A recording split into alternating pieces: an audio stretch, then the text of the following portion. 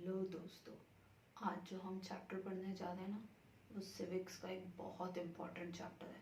Chapter का नाम है पॉलिटिकल पार्टीज। अब वैसे ये जो चैप्टर है ना, ये सिर्फ 2 क्वेश्चंस के आंसर ढूंढने में ख़त्म हो जाता है। और वो जो 2 क्वेश्चंस है उनमें से पहला है, why do we need a political party. Political party की हमें ज़रूरत क्यों है? पॉलिटिकल पार्टीज ऐसा क्या काम करती हैं जो कि हमें इनकी ज़रूरत पड़ती है। Question number 2, how many parties are good for a democracy.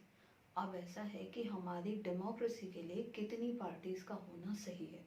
कुछ कुछ कंट्रीज ऐसी हैं जहाँ पे एक ही पार्टी चलती है, जैसे चाइना। कुछ कुछ कंट्रीज ऐसी हैं जहाँ पे सिर्फ 2 पार्टी सिस्टम है, बोले तो वहाँ पे सिर्फ 2 ही पार्टीज होती हैं। ऐसी कंट्री है यूएस।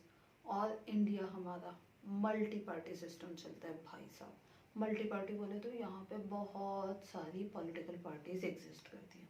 अब क्वेश्चन ये है कि कौन सा सिस्टम सही है, एक पार्टी सिस्टम, 2 पार्टी सिस्टम या फिर मल्टी पार्टी सिस्टम। ये जो 2 क्वेश्चंस हैं, इनके आंसर्स तो ना तुम्हें इस चैप्टर को पढ़ने के बाद मिल ही जाएंगे। पर मेरा एक क्वेश्चन है, उसका जवाब ना मुझे आज तक नहीं मिला। मुझे आज तक ये समझ में नहीं आया कि एक नेता गरीब जनता की सेवा करते करते करते करते खुद कैसे अमीर हो जाता है।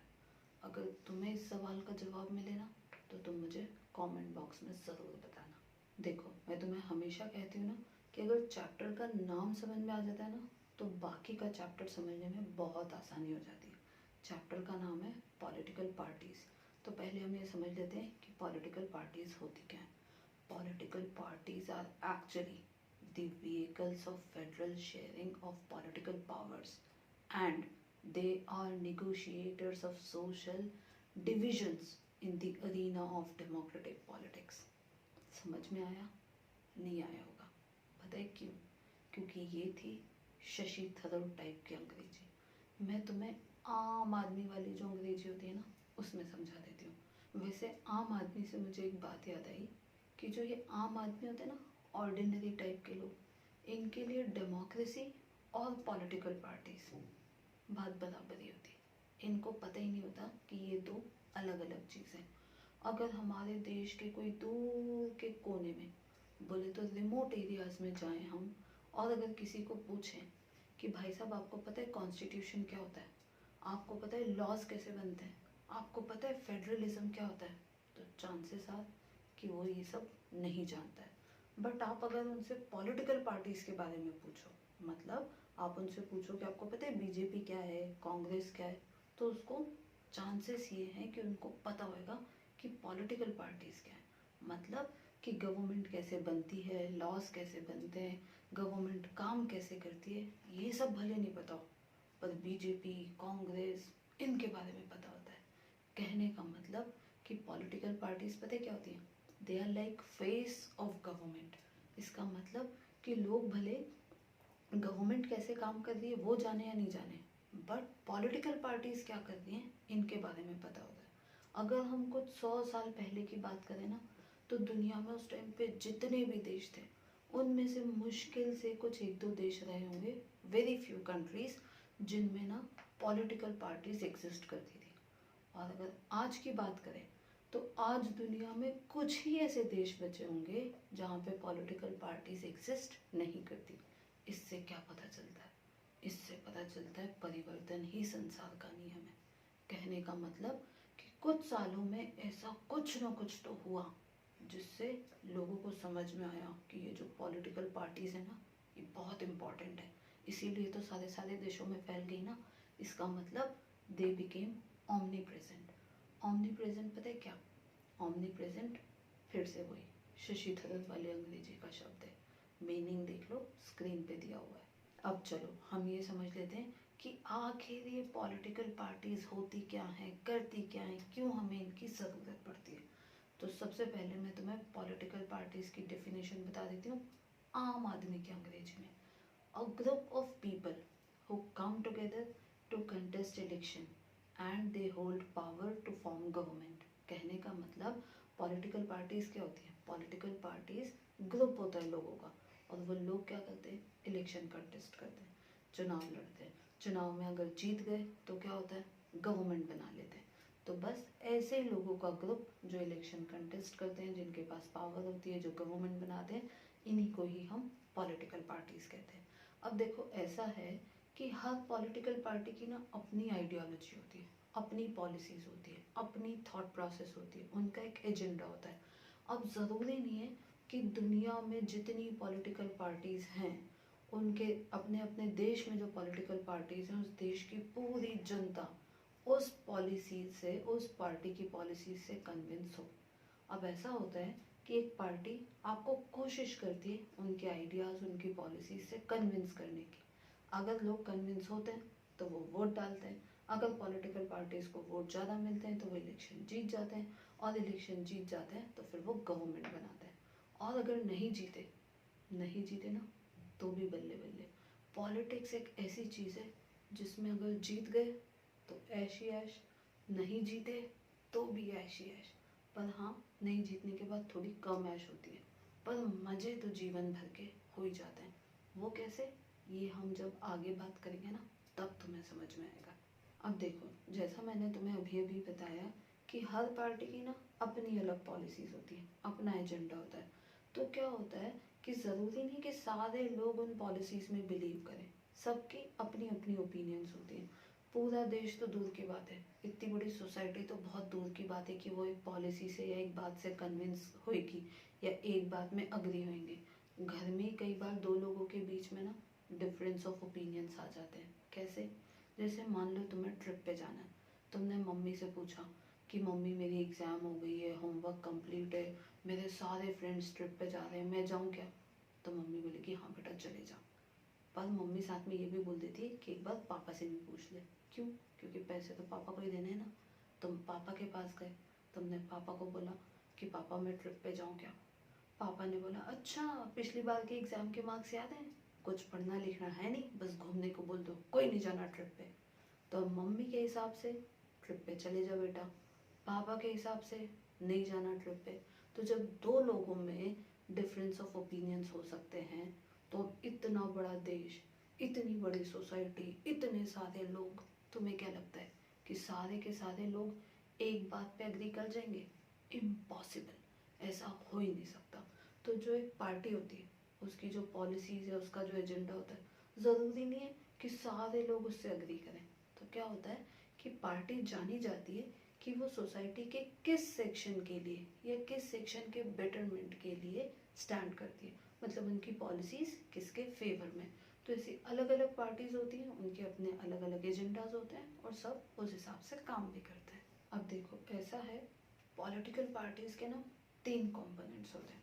सबसे पहला होता है उसका लीडर, नंबर वन, सबसे ऊपर होता है वो। दूसरा होता है एक्टिव मेंबर्स, और तीसरे होते हैं चुन्नू मुन्नू आम लोग टाइप, उनको कहते हैं फॉलोअर्स।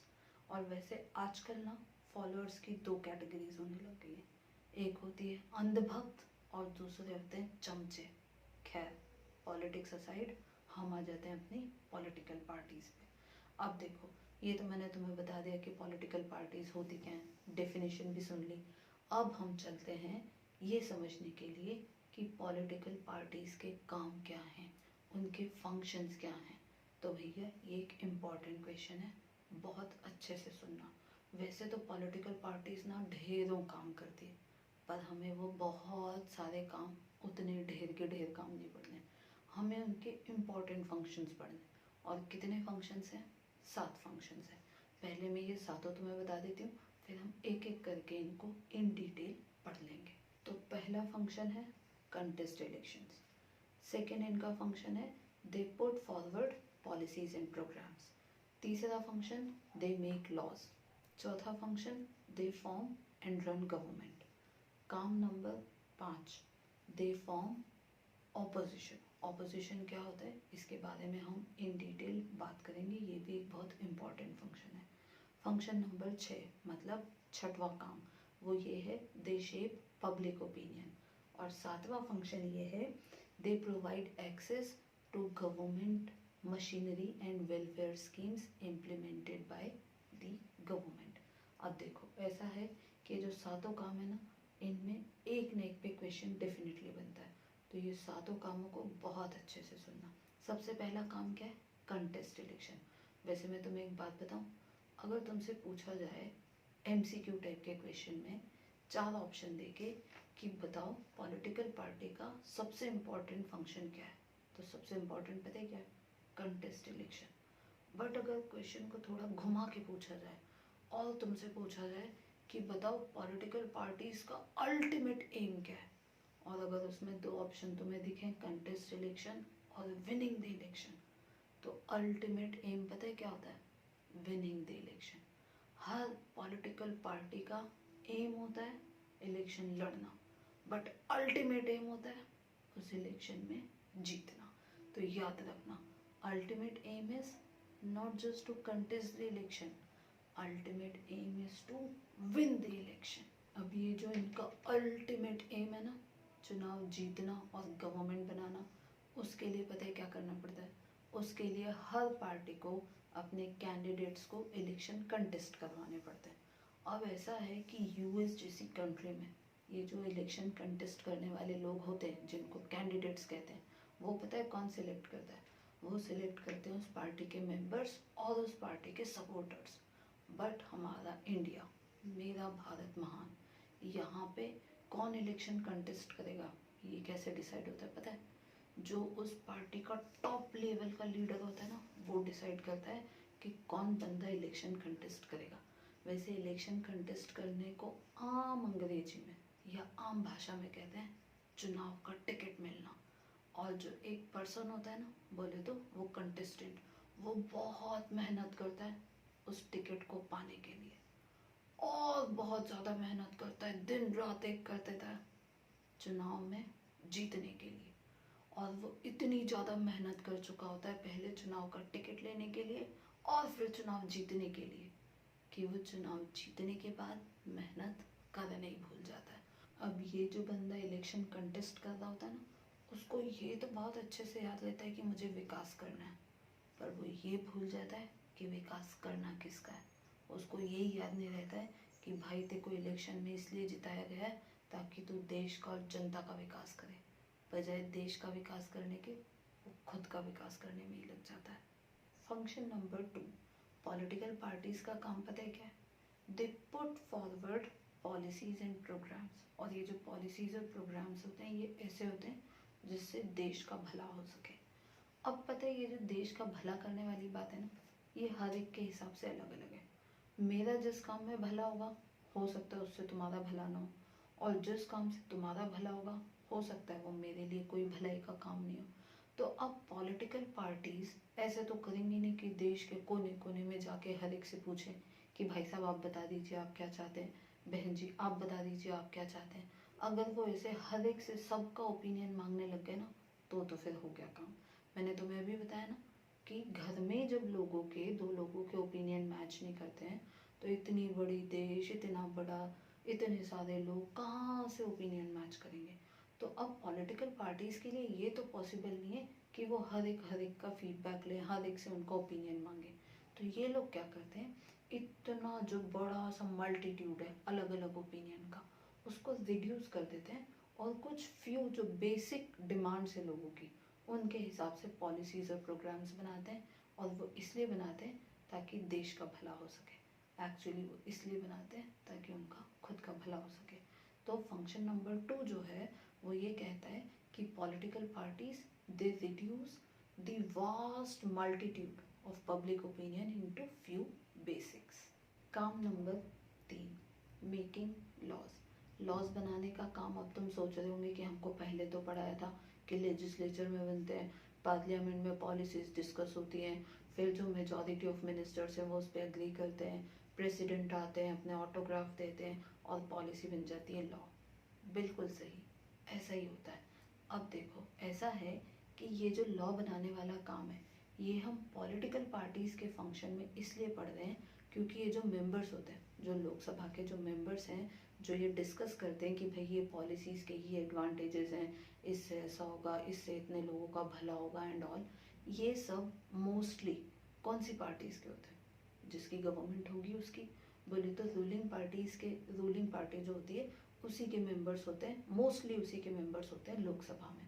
अब अगर किसी बात पर डिस्कस करना है तो तुम्हें क्या लगता है, अगर कोई मेंबर ऐसा है जिसका ओपिनियन थोड़ा अलग है, वो जो पॉलिसी जिस पर डिस्कशन हो रहा है वो उससे थोड़ा अलग ओपिनियन रखता है, तो तुम्हें ऐसा लगता है क्या कि वो बोलेगा कि नहीं यार ये पॉलिसी गलत है, मैं इस बात से अग्री नहीं करता हूँ, मैं असहमत हूँ। वैसे इतनी हिम्मत तो ना किसी में होती नहीं है। और अगर हिम्मत करके कोई मेंबर ऐसा बोले भी तो जो उस पार्टी का टॉप लीडर होएगा ना, वो उसको बोलेगा भाई मान जा यार, मत बोल। फिर भी अगर उसने और हिम्मत दिखाई और अपनी पार्टी के अगेंस्ट बोलने की हिम्मत करी तो पता है क्या होगा, अगली बार वो बोलने लायक ही नहीं बचेगा। पार्लियामेंट में बोलना तो दूर, हो सकता है कि अगले चुनाव में उसको टिकट न मिले और वो इलेक्शन ही नहीं लड़ पाए। अब हम चलते हैं फंक्शन नंबर 4 पे। तो पॉलिटिकल पार्टीज़ का एक और काम पता है क्या है, दे फॉर्म एंड रन गवर्नमेंट। ये जो पॉलिटिकल लीडर्स होते हैं ना, यही आगे जाके पता है क्या बनते हैं, मिनिस्टर्स। और यही मिनिस्टर्स सारे मिलके क्या बना लेते हैं, गवर्नमेंट। और ये जो बड़े बड़े मिनिस्टर टाइप के लोग होते हैं ना, इनका अपना अपना पोर्टफोलियो होता है। पोर्टफोलियो बोले तो इनके अपने अपने डिपार्टमेंट्स होते हैं कि भैया मैं टूरिज्म मिनिस्टर हूँ तो वो टूरिज्म का काम संभालेगा। एक बन जाएगा फाइनेंस मिनिस्टर तो वो सारा फाइनेंस का काम संभालेगा। एक ऐसे ही बन जाएगा होम मिनिस्टर। होम मिनिस्टर मतलब ये नहीं कि वो घर का काम काज संभालेगा, होम मिनिस्टर मतलब काफ़ी इम्पोर्टेंट होता है। वो पता है क्या करता है, देश की रक्षा, सेना और ऐसे सारे मैटर्स पर डील करता है। तो ऐसा होता है कि जो मिनिस्टर्स होते हैं ये बेसिकली कौन होते हैं, ये होते हैं पॉलिटिकल एग्जीक्यूटिव्स। यही पॉलिटिकल एग्जीक्यूटिव्स मिनिस्टर्स होते हैं और यही मिनिस्टर्स गवर्नमेंट बनाते हैं और उसको चलाते भी हैं। तुम्हें पता है हम गवर्नमेंट क्यों चुनते हैं, हम ये पॉलिटिकल एग्जीक्यूटिव्स को क्यों चुनते हैं, क्योंकि हम चाहते हैं कि हम हमारा घर चलाएंगे तो ये लोग देश चलाएं। पर पता है होता क्या है, इसका उल्टा। ये जो मिनिस्टर टाइप के लोग होते हैं ना, ये सिर्फ अपना घर चलाते हैं और देश चलाने की जिम्मेदारी मेरे और तुम्हारे जैसे समझदार लोगों पे आ जाती है। काम नंबर 5, रोल ऑफ ऑपोजिशन। इसका मतलब कि जो पॉलिटिकल पार्टीज है ना, ये कभी कभी ऑपोजिशन का रोल भी निभाती हैं। मैंने तुम्हें शुरू में एक बात बोली थी कि पॉलिटिक्स एक ऐसी चीज़ है जिसमें जीत गए तो बल्ले बल्ले और नहीं जीते तो भी बल्ले बल्ले। अब जीत गए तो क्या हुआ, जीत गए तो भैया रूलिंग पार्टी बन गई, गवर्नमेंट बना ली, अब हम लॉज बनाएंगे, ऐसे काम होते हैं। और अगर नहीं जीते तो वो लोग बन जाते हैं ऑपोजिशन, जिसको कहते हैं विपक्ष। ऑपोजिशन का काम ये होता है कि गवर्नमेंट अगर कोई गलत काम कर रही है तो उसको पब्लिकली क्रिटिसाइज करे और जो जनता चाहती है, जो पब्लिक की डिमांड है, वो पहुंचे गवर्नमेंट तक। ये काम होता है ऑपोजिशन का। और एक जो ट्रू डेमोक्रेसी होती है ना, उसमें ऑपोजिशन का रोल भी इक्वली इम्पॉर्टेंट होता है। फंक्शन नंबर 6, दे शेप पब्लिक ओपिनियन। ये जो पॉलिटिकल पार्टीज होती है ना, ये काम करती है एक पब्लिक ओपिनियन बनाने का। पब्लिक ओपिनियन बोले तो देखो ऐसा है कि जो पार्टीज होती है ना, इनके लाखों मेंबर्स होते हैं, हजारों एक्टिविस्ट होते हैं और ये पूरे देश में फैले होते हैं। और जो देश की जनता है ना, बेचारे आम आदमी, उनकी जो प्रॉब्लम्स होती हैं जैसे रोटी, कपड़ा, मकान, नौकरी, इन सारी बातों के जो इश्यूज होते हैं उनको रेज करना, उनको हाईलाइट करना, ये सब काम किसका होता है, पॉलिटिकल पार्टीज का। तुमने इलेक्शन के टाइम पे सुना होगा कि ये नया चुनावी मुद्दा है, तो ये जो चुनावी मुद्दे होते हैं ना, ये पॉलिटिकल पार्टीज ये लोगों के बीच में से लेके आती। कहने का मतलब they shape public opinion. Political parties का सबसे आखिरी काम बोले तो function number 7, political parties provide people access to government machineries and various welfare schemes implemented by government. कहने का मतलब कि गवर्नमेंट ना बहुत सारी स्कीम्स लॉन्च करती रहती है लोगों की भलाई के लिए, पर लोगों को पता ही नहीं होता कि ये स्कीम लॉन्च हुई है। तो अब ये काम किसका है कि लोगों को पता चले कि भाई गवर्नमेंट क्या कर रही है। ये काम है पॉलिटिकल पार्टीज का। वो लोगों को बताती हैं कि हमारी सरकार ने फलाना फलाना स्कीम लॉन्च की है, इससे आपका भला हो जाएगा, बस आप ये 2-4 डॉक्यूमेंट साइन करके दे दो, अपने आप का रजिस्ट्रेशन करवा लो। और सच में ऐसा होता भी है। वैसे मैं तुम्हें एक बात बताऊँ, हमारे जैसे लोगों के लिए ना, बोले तो आम आदमी के लिए ना, किसी गवर्नमेंट ऑफिसर को अप्रोच करना, उससे कुछ काम करवाना, उससे कहीं ज़्यादा इजी है किसी नेताजी से काम करवाना। ऐसा इसलिए, मान लो कि तुम्हें एक लाइसेंस बनवाना है। अब लाइसेंस बनवाने के लिए तुम कहाँ जाओगे? आरटीओ, ड्राइविंग टेस्ट दोगे। लाइसेंस बनाएगा कौन? एक गवर्नमेंट ऑफिसर, जो आरटीओ में जो बाबूजी टाइप के, क्लर्क टाइप के अंकल लोग होते हैं, वो बनाएंगे। अब ये जो गवर्नमेंट बाबू टाइप के लोग होते हैं ना, जिनको कहते हैं सरकारी अफसर, ये लोग ना अपनी मर्जी से काम करते हैं। जब मर्जी पड़ेगी तब वो फाइल खोलेंगे, जब मर्जी पड़ेगी तब लंच ब्रेक लेंगे, और अगर उनको लाइसेंस नहीं बनाना है ना, तो वो नहीं बनाएंगे। ऐसा इसलिए क्योंकि उनको तुमसे कोई वोट हासिल नहीं करना है। तुम्हारा काम हुआ तो ठीक, नहीं हुआ तो भी ठीक, उनके पिताजी का क्या जा रहा है। तो अगर उन्होंने ठान लिया कि तुम्हारा लाइसेंस नहीं बनवाना है, तो वो तुम्हें ना कभी इस बात के लिए परेशान करेंगे, कभी ये कहेंगे कि ये डॉक्यूमेंट लाओ, कभी वो डॉक्यूमेंट लाओ, और इस डिपार्टमेंट से उस डिपार्टमेंट तुम्हें चक्कर कटवाते रहेंगे, और फाइनली तुम्हारा लाइसेंस नहीं बन पाएगा। इससे बहुत ज़्यादा इजी एक और तरीका है। बजाय एक एक डॉक्यूमेंट के पीछे डिपार्टमेंट टू डिपार्टमेंट चक्कर काटने के, नेताजी को फ़ोन लगा दो। नेताजी लाइसेंस नहीं बनाएंगे, नेताजी कोई काम नहीं करेंगे सिवाय एक काम के। नेताजी क्या करेंगे पता है? नेताजी अपना फ़ोन उठाएंगे और वो जो ऑफिसर है ना, उसको फ़ोन लगाएंगे। जैसे ही उस ऑफिसर के पास नेताजी का नाम पहुंचेगा, आपका लाइसेंस बिना किसी रुकावट के आपके घर पे पहुंचा दिया जाएगा। तो कहने का मतलब कि जो नेता लोग होते हैं ना, ये लोगों के काम करवाने में हेल्प करते हैं, और वो ऐसा इसलिए करते हैं क्योंकि उनको लोगों का ट्रस्ट जीतना होता है, लोगों का भरोसा जीतना होता है, और वो इसलिए ताकि वो अगला चुनाव जीत सके। अगर ये नेता लोग आम जनता का काम नहीं करेंगे, तो फिर जनता भी अपना हिसाब पूरा करना जानती है। अगले इलेक्शन में उनकी पार्टी को वोट्स ही नहीं मिलेंगे, और पार्टी को वोट्स नहीं मिलेंगे तो पार्टी गवर्नमेंट कैसे बनाएगी। तो ओवरऑल ये जितने हमने सारे काम पढ़े, इन सारे कामों को सुन के तुम्हें ये तो समझ में आ गया होगा कि पॉलिटिकल पार्टीज की ज़रूरत क्यों है। अगर ये सारे काम करने हैं तो पॉलिटिकल पार्टीज ही करेंगी ना, करेगा कौन? और अगर फिर भी समझना है कि यार ये काम तो फिर भी मैनेज हो सकते थे, क्यों ज़रूरत पड़ी पॉलिटिकल पार्टीज की, तो उसके लिए मैं तुम्हें एक बात बताऊँ। ऐसी सिचुएशन इमेजिन करो जहाँ पे कोई पॉलिटिकल पार्टी एग्जिस्ट ही ना करती।